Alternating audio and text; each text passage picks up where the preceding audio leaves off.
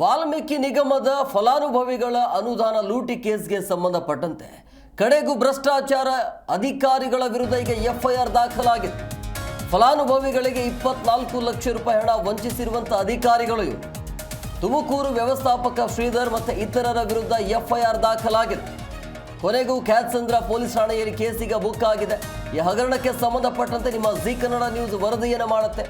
ವರದಿಗೆ ಎಚ್ಚೆತ್ತುಕೊಂಡಿರುವಂಥ ಪೊಲೀಸ್ ಇಲಾಖೆ ಈಗ ಎಫ್ಐಆರ್ ಮಾಡಿರುವಂಥದ್ದು 24 ಲಕ್ಷ ರೂಪಾಯಿ ಅದು ಫಲಾನುಭವಿಗೆ ಸೇರಬೇಕಾಗಿರುವಂಥ ಹಣ ಅದು ಲೂಟಿ ಆಗಿದೆ ಅನ್ನುವಂಥದ್ದು. ಸೊ ಅದರ ಬಗ್ಗೆ ತನಿಖೆ ಆಗಬೇಕು ಅಂತೇಳಿ ನಿಮ್ಮ ಜಿ ಕನ್ನಡ ನ್ಯೂಸ್ ವರದಿಯನ್ನು ಮಾಡುತ್ತೆ.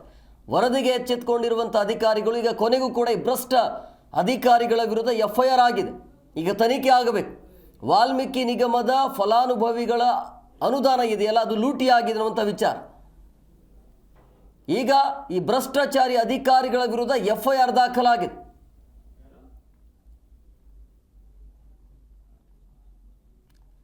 ಇವಾಗ ಮತ್ತಷ್ಟು ಮಾಹಿತಿ ನೀಡ್ತಾರೆ ನಮ್ಮ ಪ್ರತಿನಿಧಿ ಮಂಜುನಾಥ್ ಫೋನ್ ಸಂಪರ್ಕದಲ್ಲಿದ್ದಾರೆ. ಮಂಜುನಾಥ್, ಕೊನೆಗೂ ಕೂಡ ಪೊಲೀಸರು ಎಚ್ಚೆತ್ತುಕೊಂಡಿದ್ದಾರೆ. ಈ ಭ್ರಷ್ಟ ಅಧಿಕಾರಿಗಳ ವಿರುದ್ಧ ಈಗ ಎಫ್ಐಆರ್ ದಾಖಲಾಗಿದೆ. ಹೇಗೆ ಹೋಗುತ್ತೆ ತನಿಖೆ? ಎಂ ಕುಮಾರ್, ಏನು ತುಮಕೂರಿನ ಮಹರ್ಷಿ ವಾಲ್ಮೀಕಿ ನಿಗಮದಲ್ಲಿ ನಡೆದಿದ್ದಂತ ಒಂದು ಭ್ರಷ್ಟಾಚಾರಕ್ಕೆ ಸಂಬಂಧಪಟ್ಟಂತೆ ಈಗ ತುಮಕೂರಿನ ಕ್ಯಾತ್ಸಂದ್ರ ಪೊಲೀಸ್ ಠಾಣೆಯಲ್ಲಿ ಈಗ ಒಂದು ದೂರು ದಾಖಲಾಗಿರ್ತಕ್ಕಂಥದ್ದು.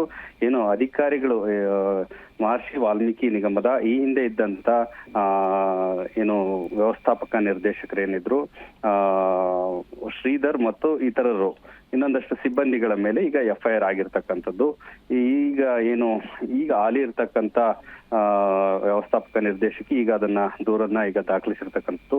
ಏನು ಪಾವಗಡ ಮತ್ತೆ ಶಿರಾ ತಾಲೂಕಿನ ತಲಾ 6 ಜನರ ಹೆಸರಲ್ಲಿ 2 ಲಕ್ಷದಂತೆ ಸುಮಾರು 24 ಲಕ್ಷ ರೂಪಾಯಿಯನ್ನ ಅಧಿಕಾರಿಗಳು ಅವರಿಗೆ ತಿಳಿದಂತೆ ಅವರ ಹೆಸರಲ್ಲಿ ಒಂದು ಸಾಲವನ್ನ ಮಂಜೂರು ಮಾಡಿ ಅವರ ನಕಲಿ ಸಹಿಗಳನ್ನ ಫೋರ್ಜರಿ ಎಲ್ಲ ಮಾಡಿ ಆ ಒಂದು ಅನುದಾನವನ್ನ ಕಬಳಿಸಿದ್ರು.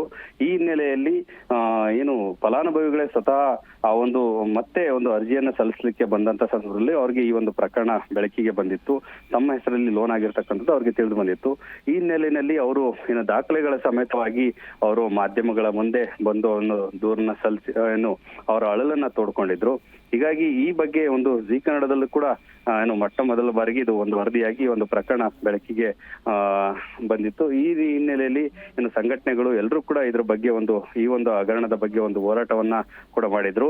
ಆದ್ರೂ ಕೂಡ ಅಧಿಕಾರಿಗಳು ಈ ಬಗ್ಗೆ ಒಂದು ಕ್ರಮ ಕೈಗೊಳ್ಳುವಲ್ಲಿ ಒಂದಷ್ಟು ನಿರ್ಲಕ್ಷ್ಯವನ್ನು ತೋರ್ತಾ ಇದ್ರು. ಅಂತಿಮವಾಗಿ ಈಗ ತುಮಕೂರಿನ ಕ್ಯಾತ್ಸಂದ್ರ ಪೊಲೀಸ್ ಠಾಣೆಯಲ್ಲಿ ಈಗ ದೂರು ದಾಖಲಾಗಿರ್ತಕ್ಕಂಥದ್ದು.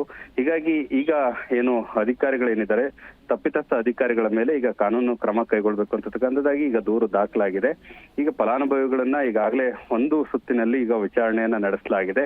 ಅಲ್ಲಿ ಫೋರ್ಜರಿ ಮಾಡಿರ್ತಕ್ಕಂಥದ್ದು ಮತ್ತು ಇವರ ಹೆಸರುಗಳಲ್ಲಿ ಒಂದು ಕೋಲಾರದ ಒಂದು ಮಹಾರಾಷ್ಟ್ರ ಬ್ಯಾಂಕ್ ನಲ್ಲಿ ಒಂದು ಅಕೌಂಟ್ ಅನ್ನ ತೆರೆದು ಇವರ ಹಣವನ್ನ ಲಪಟಾಯಿರ್ತಕ್ಕಂಥದ್ದು ಇದೆಲ್ಲದೂ ಕೂಡ ಈಗಾಗಲೇ ಬೆಳಕಿಗೆ ಬಂದಿರತಕ್ಕಂಥ ತನಿಖೆಯಲ್ಲಿ. ಈ ಹಿನ್ನೆಲೆಯಲ್ಲಿ ಈಗ ಪ್ರಕರಣನೂ ಕೂಡ ದಾಖಲಾಗಿದೆ. ಅಧಿಕಾರಿಗಳನ್ನ ಇನ್ಮುಂದೆ ಬಂಧಿಸಿ ಅವರಿಂದ ಏನೆಲ್ಲ ಒಂದು ಕ್ರಮ ಕೈಗೊಳ್ತಾರೆ ಅಂತಕ್ಕಂಥದ್ದಾಗಿ ಈಗ ಕಾದ್ ನೋಡ್ಬೇಕಾಗಿದೆ. Yes, okay, thank you Manjunath ನಿಮ್ಮೆಲ್ಲ ಡೀಟೇಲ್ಸ್ಗಾಗಿ.